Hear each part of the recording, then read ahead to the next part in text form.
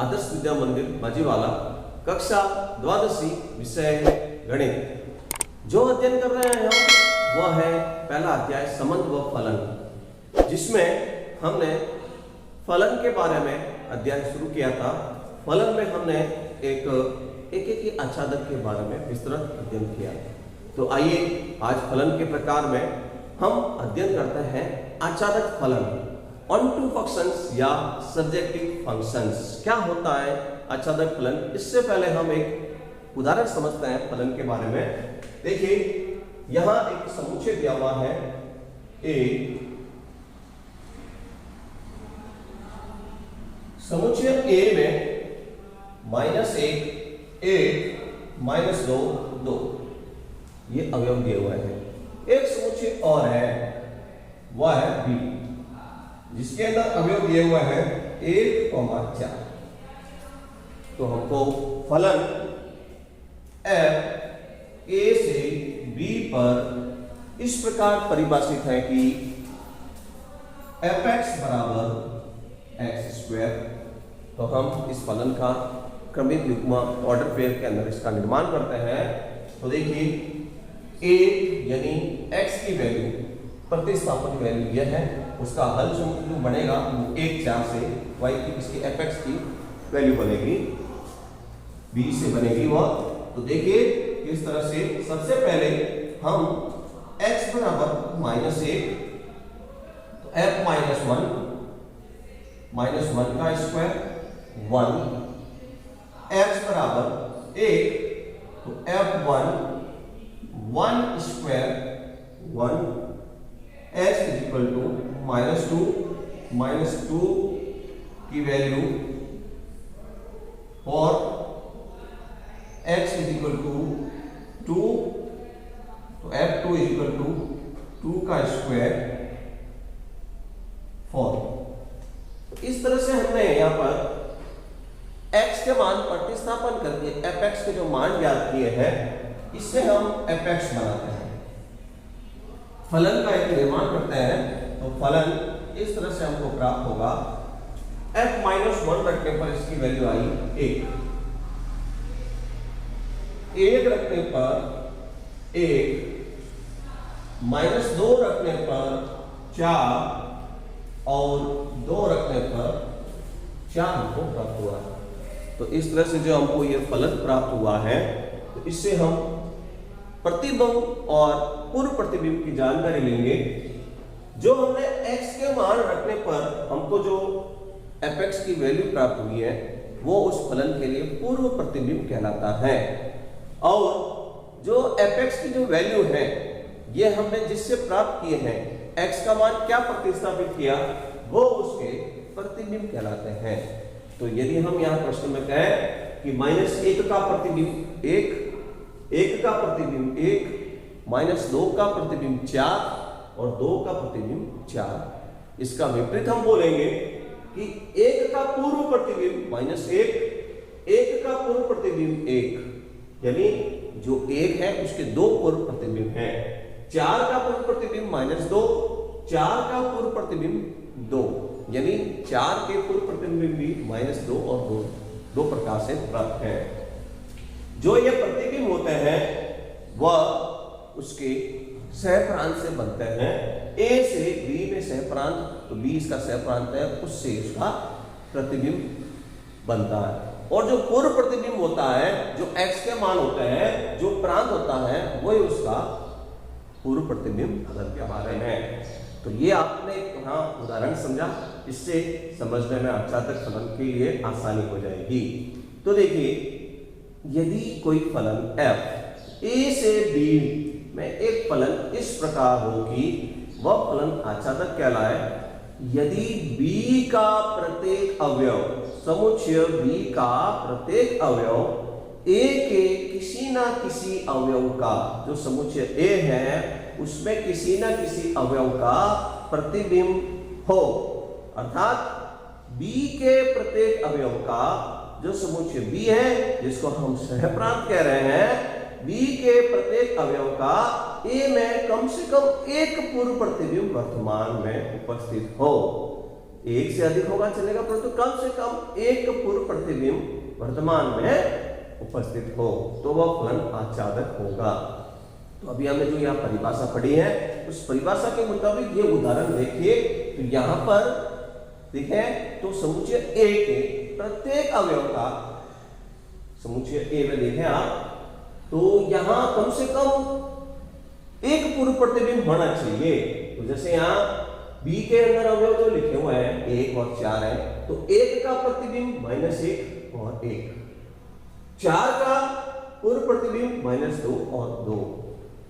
ठीक है, तो जितने भी बी में अवयव हैं उस प्रत्येक का एक ना एक पूर्व प्रतिबिंब होना चाहिए। ऐसा कोई बी में अवयव नहीं होना चाहिए, सह प्रांत में ऐसा कोई अवयव नहीं होना चाहिए जिसका पूर्व प्रतिबिंब नहीं है। यदि पूर्व प्रतिबिंब नहीं है तो हम बोलेंगे आच्छादक नहीं है।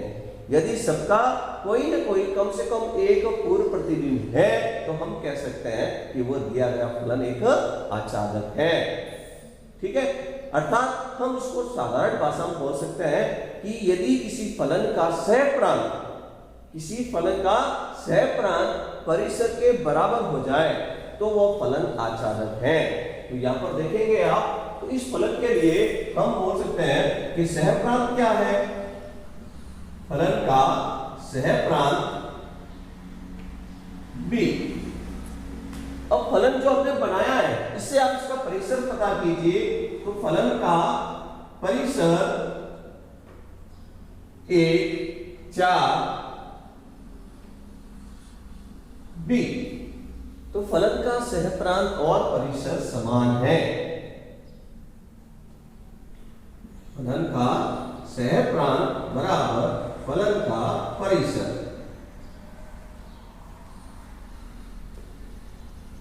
अतः फलन एक आच्छादक फलन है।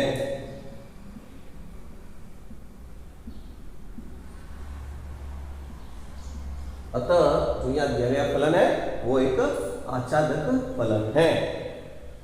ठीक है, तो यहां आपको दो प्रतिचित्रण दिख रहे हैं। उस प्रतिचित्रण में आप देख रहे हैं तो पहला जो प्रतिचित्रण एफ फलन का है, तो एफ फलन के अंदर आप देखेंगे तो प्रत्येक अवयव का पूर्व प्रतिबिंब उपस्थित है। तो हम कह सकते हैं कि दिया गया ये फलन एफ एक आच्छादक फलन है। एक और प्रतिचित्रण आप देखिए, जो कि प्रतिचित्रण में y में आप देख रहे हैं दो अवयव y2 और y3 के x समुच्चय में कोई उसका पूर्व प्रतिबिंब उपस्थित नहीं है। y2 और y3 अवयव के पूर्व प्रतिबिंब का अस्तित्व नहीं है, तो अतः हम कह सकते हैं कि ये जो प्रतिचित्रण जी फलन का आच्छादक फलन के बारे में, तो f आच्छादक फलन होगा। आच्छादक फलन होगा यदि B बिलोंग्स टू समुच्चय B का अवयव। इस प्रकार A अवयव होना चाहिए समुच्चय B का, अर्थात क्योंकि एफ ए बराबर बी। हम इसी परिभाषा को इस प्रकार से लिख सकते हैं, अर्थात एफ ए बराबर बी फलन का सहप्रांत बराबर फलन का परिसर। फलन का सहप्रांत बराबर हो जाए फलन के परिसर के। तो देखिए एक उदाहरण लेते हैं। उदाहरण, फलन Q से Q पर इस प्रकार परिभाषित है कि fx बराबर 2x। तो हम इसको पता करने वाले हैं क्या फलन आच्छादक है या नहीं। तो देखिए फलन का सहप्रांत जो दिया हुआ है वह है Q अर्थात परिमेय संख्या। तो हम प्रांत के प्रत्येक अवयव का पूर्ण प्रतिबिंब है या नहीं, उसके लिए देखिए हम पता करते हैं। क्योंकि fx बराबर 2x, माना कि fx बराबर y, y बराबर 2x, y अपॉन 2 बराबर x, x बराबर y अपॉन 2, fx बराबर y सपोज किया, तो हम यहां x equal to f inverse y, तो x equal to f inverse y यहां लिखते हैं। तो ये जो f इनवर्स y जो संकेत बना हुआ है ये उसके पूर्व प्रतिबिंब का है। तो फलन का पूर्व प्रतिबिंब